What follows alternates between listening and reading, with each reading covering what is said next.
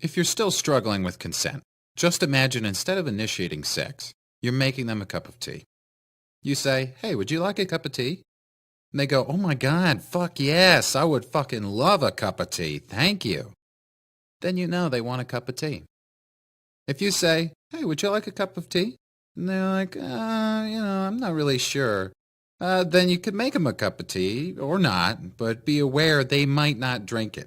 And if they don't drink it, then, and this is the important part, don't make them drink it. Just because you made it doesn't mean you are entitled to watch them drink it. And if they say no thank you, then don't make them tea. At all. Just don't make them tea. Don't make them drink tea. Don't get annoyed at them for not wanting tea. They just don't want tea, okay? They might say, "Yes, please. That's kind of you." And then when the tea arrives, they actually don't want the tea at all. Sure, that's kind of annoying as you've gone to all the effort of making the tea, but they remain under no obligation to drink the tea. They did want tea, now they don't. Some people change their mind in the time that it takes to boil the kettle, brew the tea, and add the milk.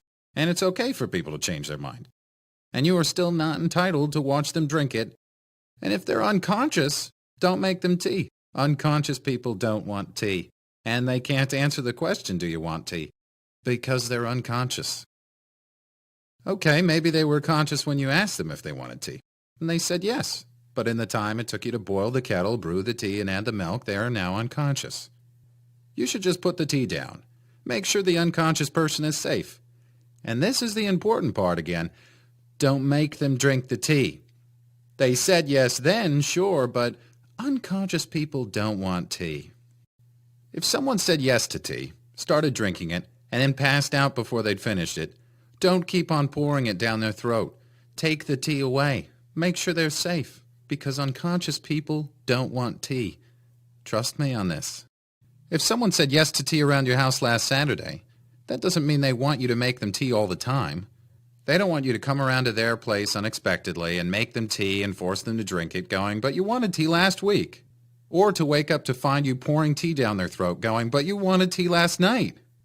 If you can understand how completely ludicrous it is to force people to have tea when they don't want tea, and you're able to understand when people don't want tea, then how hard is it to understand it when it comes to sex? Whether it's tea or sex, consent is everything. And on that note, I'm going to go make myself a cup of tea.